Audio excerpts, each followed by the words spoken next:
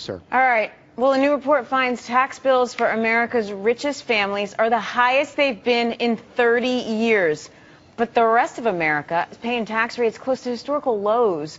This is according to the Tax Policy Center. And here to weigh on this, of course, Fox News senior judicial analyst, Judge Andrew Napolitano. Judge, I know people filing their tax returns, and they're screaming bloody murder because they've never been so high. Well, the government makes an economic mistake when it raises taxes just a little bit too high, because people that are able to control their income will defer it or receive the income in other ways, end up earning less and paying the government less. So not only are the government's tax revenues down, but the economic activity generated by that wealth is down because there's less of the wealth. So the government sometimes acts as if it's motivated by social interests, not economic interests, a desire to take from the rich and give to the poor, rather than a desire to add to the government's coffers in a financially prudent way, so that, as JFK used to say, a rising tide lifts all ships. So the present government does not seem to accept the JFK logic, and it would, and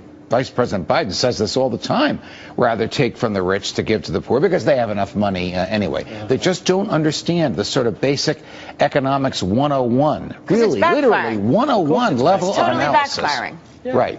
Right, exactly. Now, we'll talk about the moral argument. Yeah. You know, that is an argument that will fall on deaf ears, except to a small group of libertarians today, that unless a financial transaction is voluntary, it's immoral. The government just to take money from an individual and not give the person anything greater in return for that additional money that it took is theft. I mean, who has a higher right to private property, the taxpayer or the tax collector? One would say, well, it's my property and I let the government tax it. Yeah, well, then why does the government get it first? Yeah, well, we expect so much of the federal government, don't we? We expect more from the federal government than the founders dreamed, far more from the federal government than the government can afford, infinitely more from the federal government than the Constitution authorizes.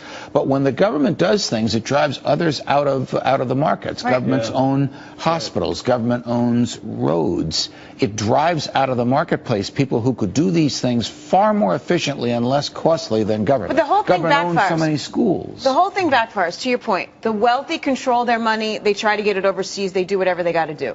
Right? The lower income, thanks to the earned income tax credit, barely pay anything. So it's the middle class that shoulders the burden of this. Well, and you have I know this is the third rail, but I'm going to address it anyway, the increasingly larger and larger percentage of people in America who receive either a salary or a portion of their subsistence from the government. They have a natural interest in big government, in keeping in the government people who will promise them the bigger piece of the pie. What happens when there's no pie to cut up?